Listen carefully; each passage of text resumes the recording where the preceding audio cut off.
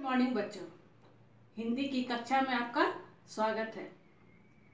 Last class में हम लोग पढ़ रहे थे पाठ 4 समय का मोल। उसमें समय का मोल एक कविता है। इस कविता से हमें सीख मिलती है, समय का सदुपयोग करना चाहिए।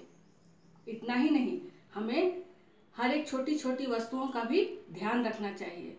जैसे फूल से मिलकर गुलदस्ता बनता है, ठीक है, ईंटों को मिलाकर मकान बनता है। उसी तरह एक एक पल को जोड़कर क्या बनता है? समय।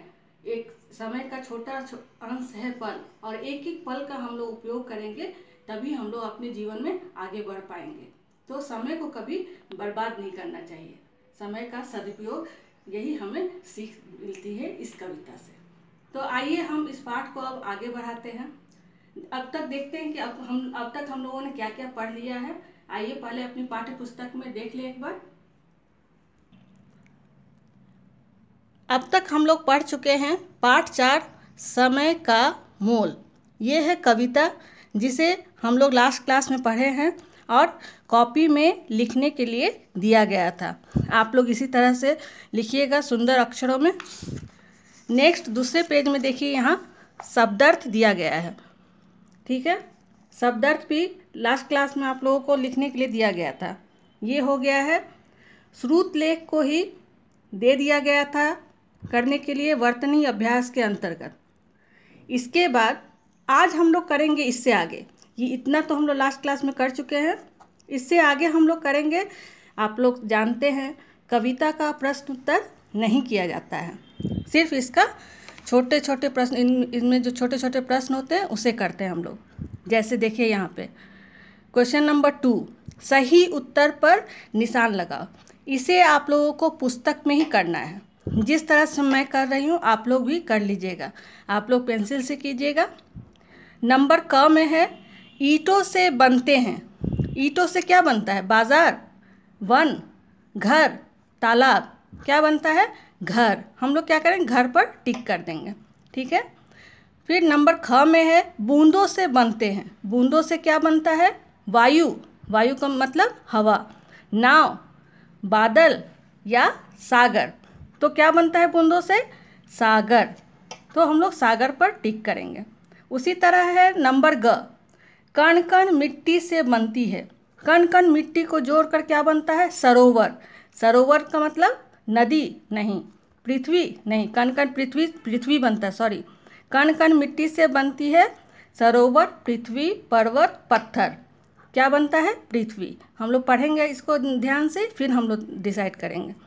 इसके बाद है नंबर घ, इस कविता के लिए सबसे सही नाम होगा। हमें देखना है इस कविता का सही नाम क्या, और दूसरा क्या नाम हो सकता है?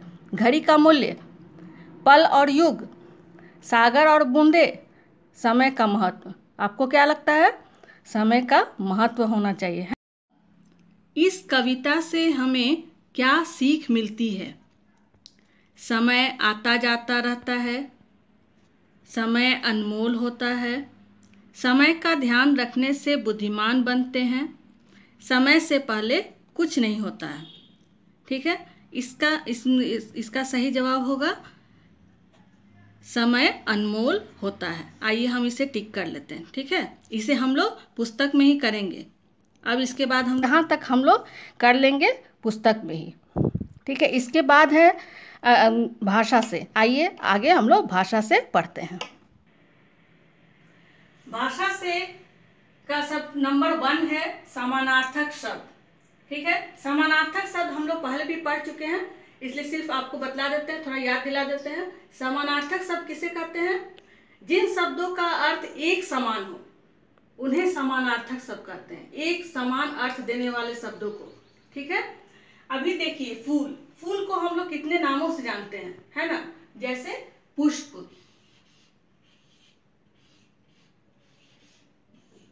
यहाँ हम लोग 2-2 लिख रहे हैं, ठीक है, पुष्प और सुमन।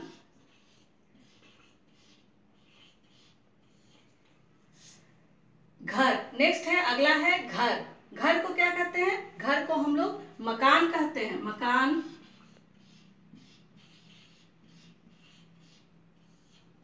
आवास,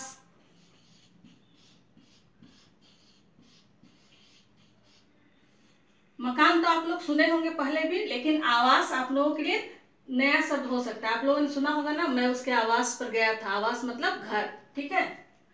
दूसरा है जल। जल का मतलब, जल को और किस नाम से हम लोग जानते हैं? पानी। जैसे ही जल हम लोग बोलते हैं, सबसे पहला नाम हमारे दिमाग में आता है पानी और नीर, ठीक है, नीर, पानी और नीर। नेक्स्ट है सागर।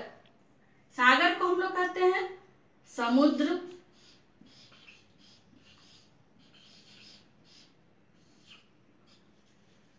और जलधि,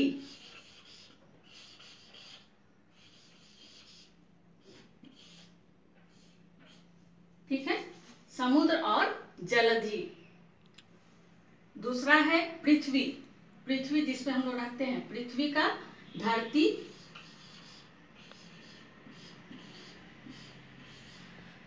और धरा। मोल, मोल का कीमत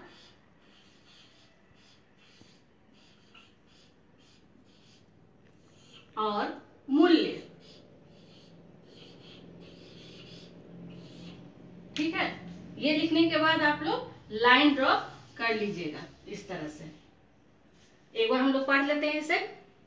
फूल, पुष्प, सुमन, घर, मकान, आवास, जल, पानी, नीर, सागर, समुद्र, जलधि, पृथ्वी, धरती, धरा, मोल, कीमत और मूल्य। इसके अलावा भी इन सब का नाम हो सकता है। अगर आप अपने मन से लिखिएगा वो गलत नहीं होगा, ठीक है। लेकिन बुक में, हमारी किताब में यही दिया गया है, इसलिए मैं इसे आप लोगों को समझा दी। और ये आसान शब्द भी है आप लोगों के लिए।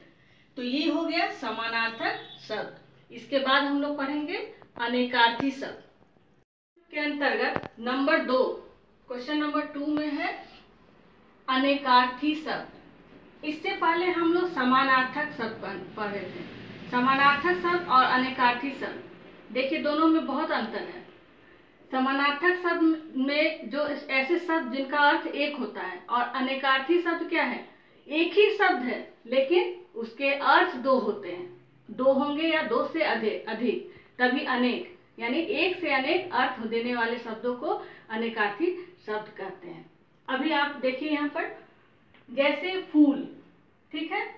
अभी फूल का मतलब पुष्प, सुमन, ये सारे शब्द तो हम लोग जानते ही हैं, समानार्थक शब्द है। फूल का मतलब फूलना, ठीक है, फूलना भी हो सकता है। फूलना मतलब क्रिया, जैसे गुब्बारे में हवा भरते ही वो फूल गई, ठीक है, ये फूलना। तो ये क्या हो गया? ये क्रिया है। फूलना क्या है? क्रिया है। तो इसे ही हम लोग अनेकार्थी शब्द कहते हैं। अभी आप लोगों को इसे अपने कॉपी में कैसे करना है, जिस तरह से मैं कर रही हूँ उसे ध्यान दीजिए, ठीक है। इस तरह से फूल लिखिएगा, फिर 2 लाइन छोड़कर, 2-3 लाइन छोड़कर फिर लिखिएगा आप ये पर। इसके बाद जल, और हम लोग करना क्या है, इसका अर्थ भी लिखना है 2-2, यानी फूल का अर्थ 2 लिखे हैं, पुष्प और फूलना। और इनसे हमें वाक्य भी बनाना है। क्या करना है? वाक्य बनाना है इन शब्दों से। किससे बनाना है लेकिन वाक्य? ये ध्यान दीजिएगा, वाक्य हमें इससे नहीं बनाना है, जो अर्थ है उससे नहीं, हमें जो मेन शब्द है, जो मूल शब्द है, उससे वाक्य बनाना है। ये हमेशा ध्यान दीजिएगा। और ऐसे वाक्य ऐसा होना चाहिए जिससे उसका अर्थ स्पष्ट हो सके। देखिए, आप लोग देखिएगा तो समझ में आ जाएगा। जैसे फूल का है पुष्प और फूलना। अब हम इसे वाक्य बना रहे हैं। बगीचे में फूल खिले हैं।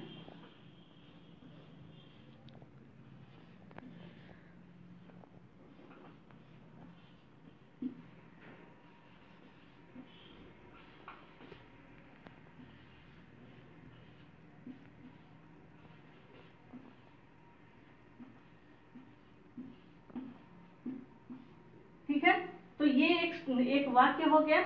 हम अब ध्यान देने वाली बात क्या है कि हम लोग यहाँ पुष्प से नहीं बना रहे हैं वाक्य, ठीक है। अनेकार्थी शब्द में मेन शब्द जो है, मूल शब्द जो है, उसी से वाक्य बनाना है। और इसके ऐसा होना चाहिए जिससे इसका अर्थ भी पता चले। दूसरा है फूलना। अभी हम इससे भी ऐसा शब्द बनाएंगे जिससे इसका अर्थ स्पष्ट हो। जैसे भागते भागते, भागते भागते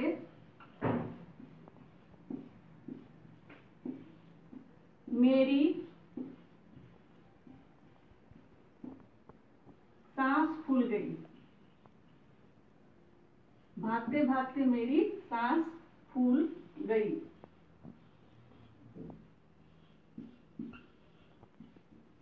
देखिए अब आपको समझ में आ गया होगा हमें वाक्य कैसे बनाना है, और इसे हम लोग अंडरलाइन कर देंगे। दोनों जगह हम लोग फूल से ही वाक्य बनाए, लेकिन दोनों जगह इसका अर्थ बिल्कुल भिन्न है एकदम। उसी तरह से है पर।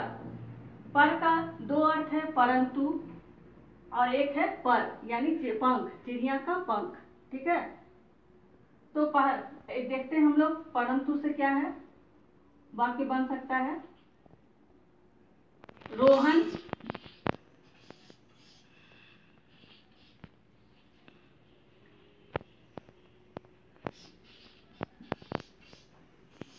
बहुत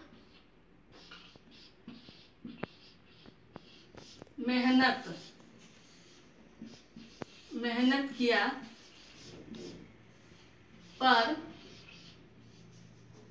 सफल नहीं हो सका।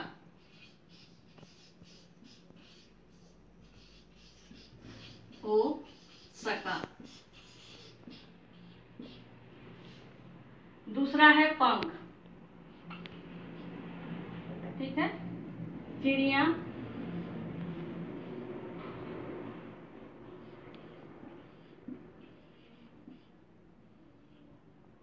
पर फैलाकर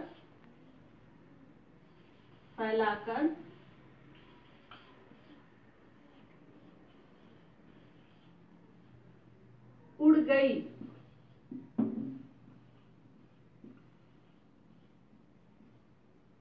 चिड़िया पर फैलाकर उड़ गई। यहाँ दोनों ही जगह हम लोग किस शब्द का प्रयोग किए हैं, पर का। यहाँ मेहनत किया पर सफल नहीं हुआ, और यहाँ पर फैलाकर उड़ गई। नेक्स्ट है जल। जल का दो अर्थ है, पानी और जलना। ठीक है,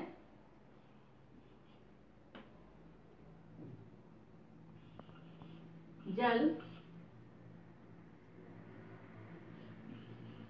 के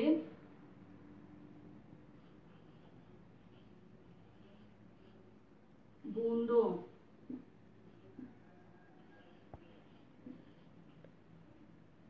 जल के बूंदों से सागर बनता है।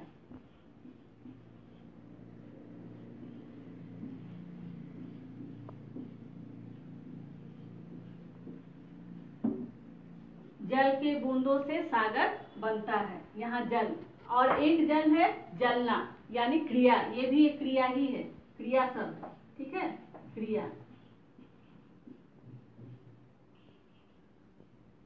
दिए जल गए। दिए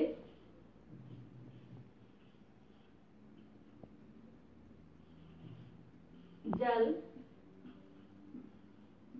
रहे थे। दिए जल रहे थे। ठीक है, यानी दीपक जल रहा था या दिए जल रहे थे, जैसा आप लोग लिखे। यहाँ दोनों जगह देखिए जल का प्रयोग है। तो इस तरह से हो गया ये अनेकार्थी शब्द। तो अनेकार्थी शब्द का अर्थ क्या हुआ, ऐसे शब्द जिनका दो अर्थ हो, और उससे हमें वाक्य बनाना है।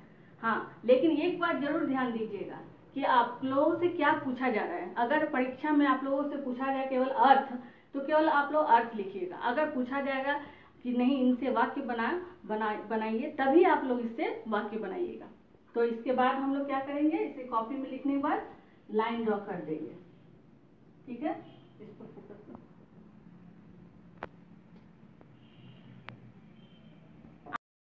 ठीक है बच्चों, आज हम लोग इतना ही पढ़ते हैं। नेक्स्ट कक्षा में हम लोग इससे आगे की पढ़ाई करेंगे।